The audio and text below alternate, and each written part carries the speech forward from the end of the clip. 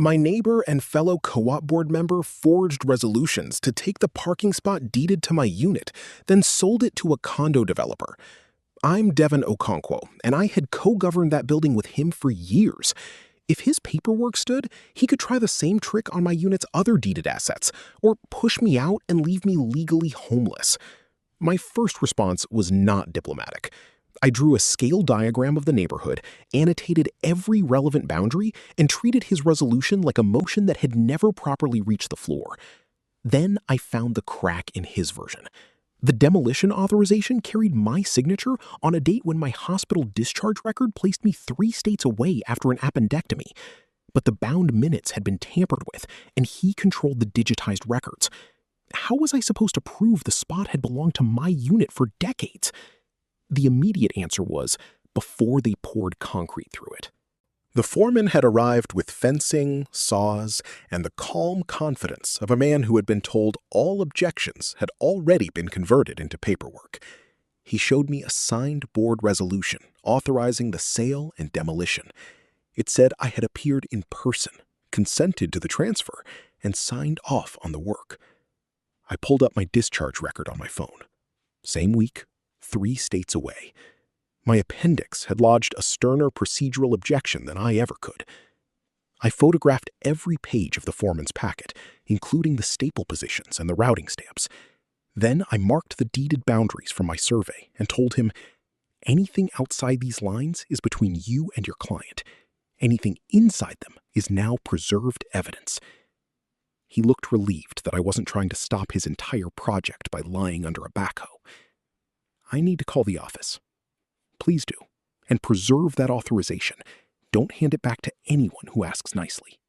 The concrete pour was scheduled in 72 hours. That transformed the matter from the usual co-op blood sport into documented identity fraud with a physical deadline. If the developer got a structural pillar into my space, every future conversation would begin with the expensive fact that the pillar already existed. I called counsel, the board custodian, and exactly nobody I suspected. My temper wanted a hallway confrontation.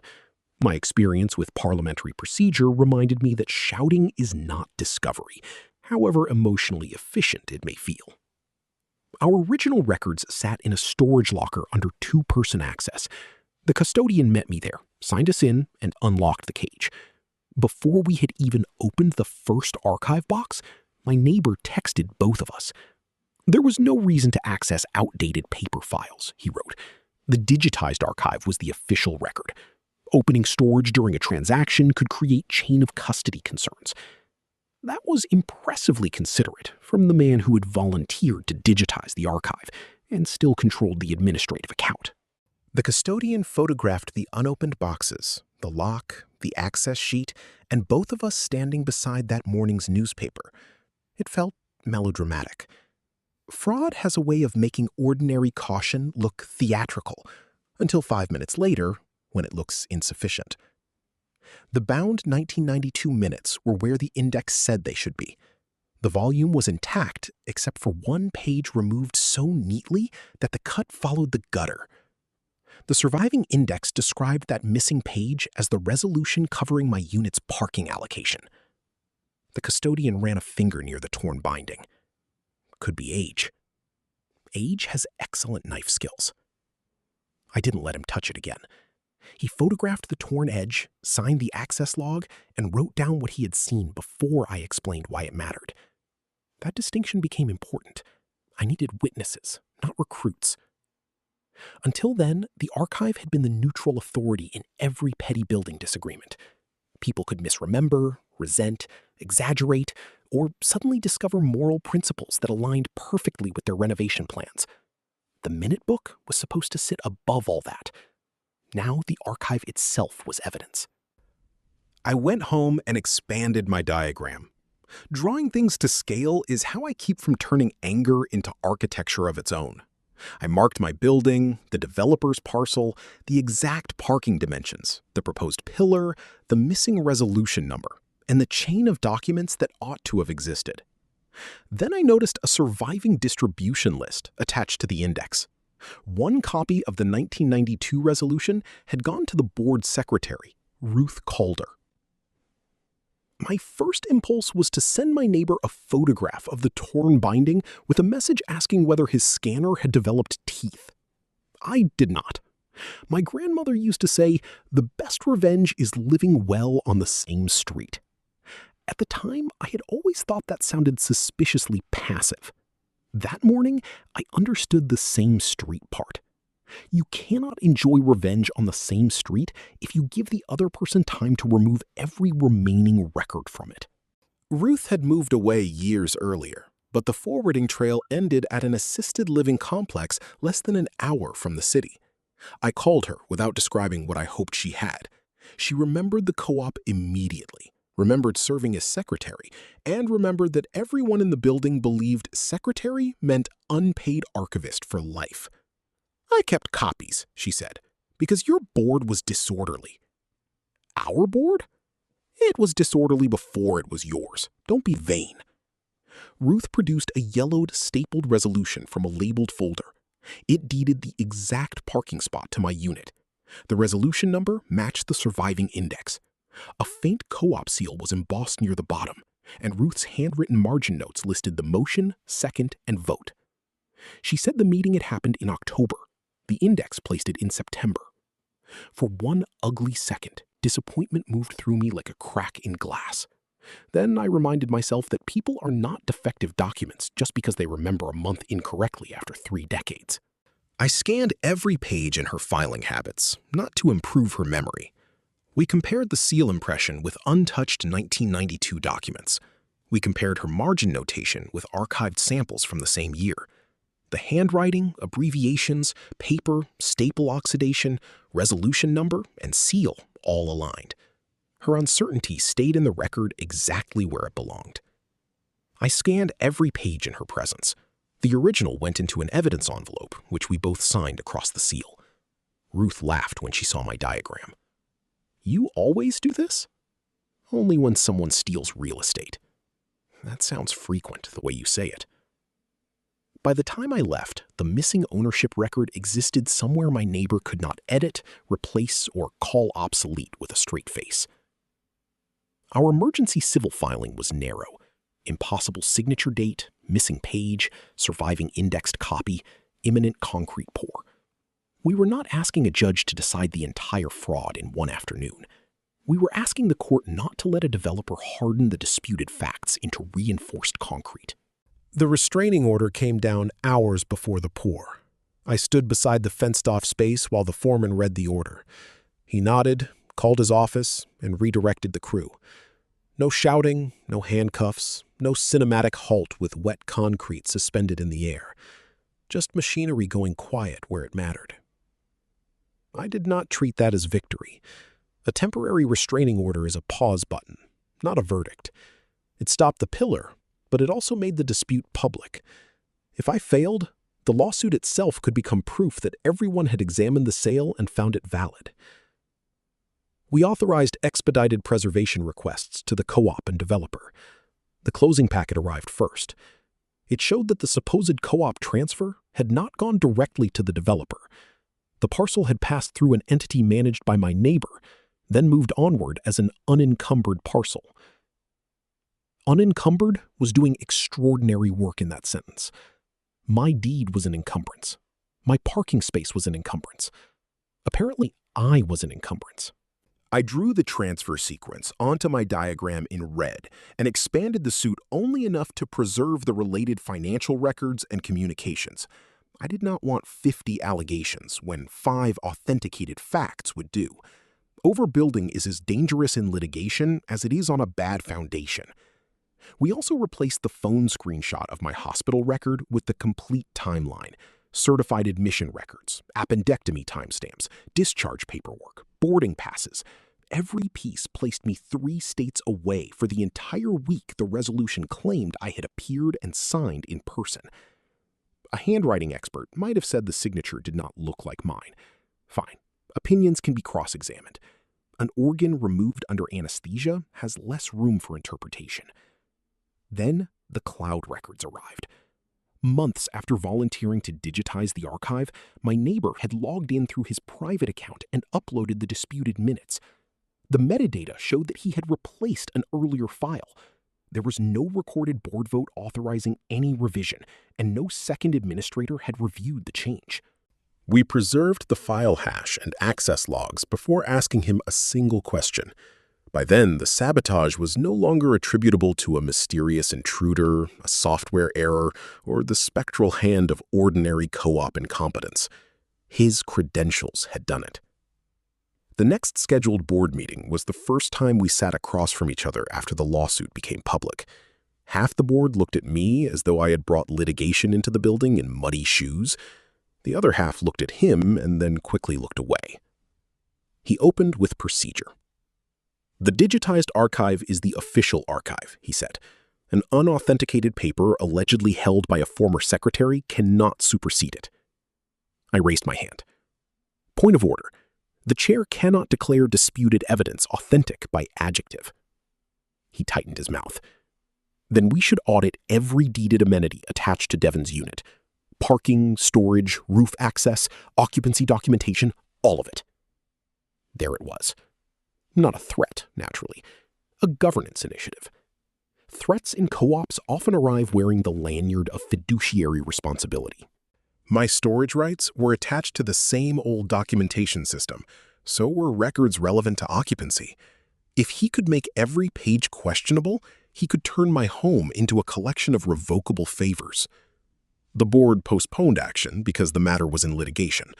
I objected to his proposal, without accusing him personally, and I refused to withdraw the suit. Afterward, one board member caught me by the elevator. "You could settle this quietly. He just proposed auditing whether I'm entitled to remain in my home. He's under pressure. So is plumbing. We still don't let it vote." The developer's expedited production explained what kind of pressure he was under. A side agreement promised a delivery bonus to a shell company if the parcel reached the developer unencumbered. Corporate filings named my neighbor as that company's manager. I did not call it a bribe. Not yet. Sarcasm is free. Accusations should be financed by evidence. The phone and bank records supplied the financing. He had repeated calls with the developer immediately before a board meeting where he told us no offers existed. After closing, the promised payment landed in the shell company's account. I synchronized only what mattered: call, false statement, transfer, payment. A long list of every contact would have made the misconduct look like fog. 4 aligned events made it look like a load-bearing wall. The motive came from foreclosure and bankruptcy records. My neighbor had been insolvent for 2 years. The delivery bonus was enough to stop the imminent sale of his own unit.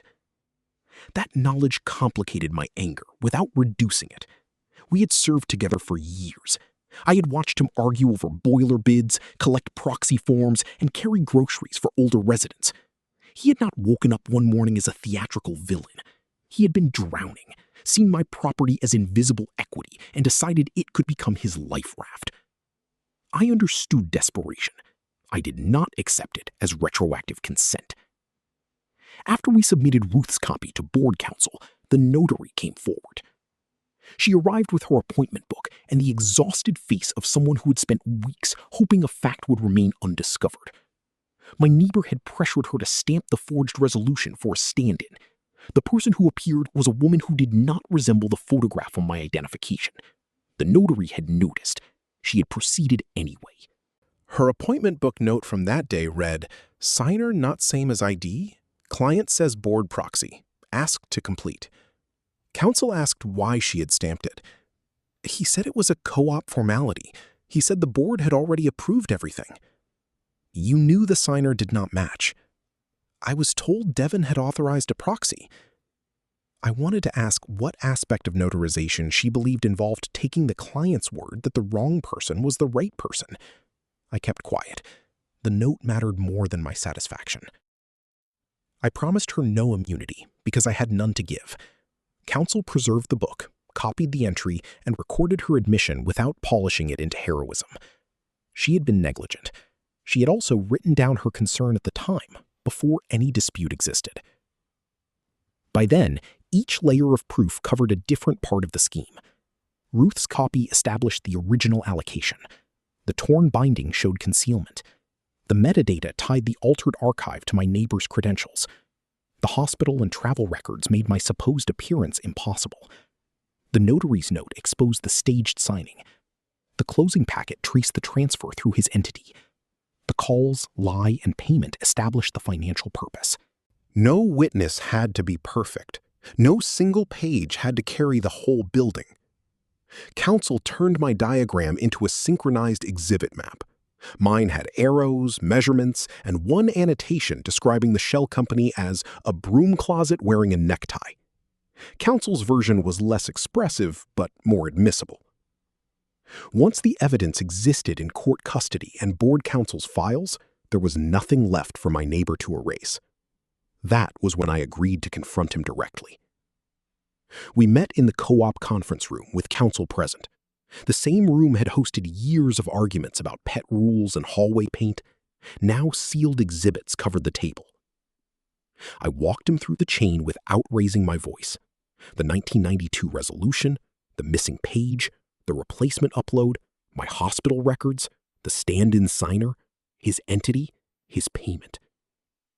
He stared at the documents and said, "You don't understand what was happening to me." "I understand the transaction. I was going to lose my unit. And that authorized you to transfer mine?" "It was a parking space, Devon. You still had your apartment. The developer needed the parcel and I needed time." There are sentences that end relationships more efficiently than any insult. He still believed the imbalance of need had created permission. His home mattered because it was his. My property was expendable because it was mine. "You did not ask me. You would have said no." That is generally why consent becomes relevant. He leaned forward. "If you force this through, the developer will come after the co-op. Everyone will pay. People could lose their units over assessments. Is that what you want?" Insolvency is not a motion. It is not a quorum. It is not consent. "You'd burn the building down over a rectangle of asphalt?" "No. I'm preventing you from selling pieces of it whenever your debts require kindling." He would not agree to restitution. He would not acknowledge that the resolution was void. He chose litigation, and I committed to obtaining a binding judgment. The developer made its own attempt before the hearing. Its lawyers threatened damages against the co-op, then offered me cash and another parking space if I released my deed claim. On paper, the number was substantial. The substitute space was farther away and less useful, but still a space. Several board members urged me to take it. My neighbor called settlement the only way to save everyone from assessments. The developer's lawyer said, "You would be made whole." "No," I said, "you would be made secure. We purchased in good faith. You purchased an unencumbered parcel from the manager of an entity being paid a bonus to make it appear unencumbered. We are offering a practical solution. A practical solution would have been checking the deed before scheduling demolition." I rejected the offer because accepting it would turn forged approval into a purchasable inconvenience. It would tell everyone that the fraud had worked. It had merely exceeded its original budget. At the civil hearing, Ruth took the stand with her yellowed copy sealed and logged. Opposing counsel went directly for the month she had misremembered. "You testified that the meeting occurred in October." I said I thought it did. "The index says September." "Then the index is better at dates than I am. So your memory is unreliable." "My memory of the month is. My handwriting is still mine." She authenticated her notes, filing system, and the circumstances under which she had retained the document. She did not pretend certainty she lacked. I resisted every instinct to rescue her from an uncomfortable answer.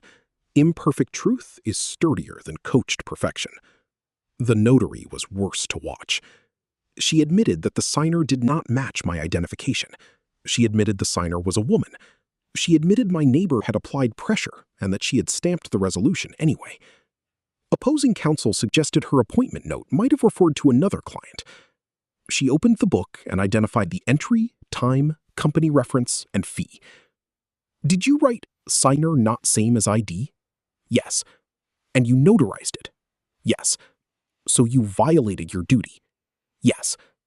The defense wanted shame to make her evidence disappear. It did not.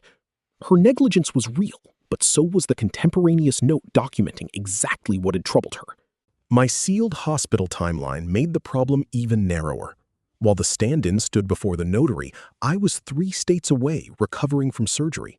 My boarding passes closed the remaining travel windows. Ruth's document did not need Ruth to remember the correct month. The notary's admission did not require the notary to be admirable.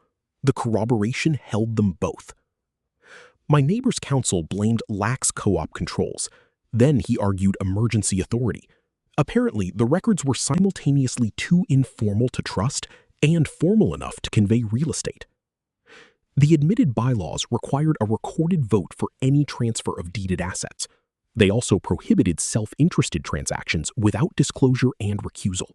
There was no lawful vote, no disclosure, no recusal, and no emergency provision allowing one indebted board member to invent the rest.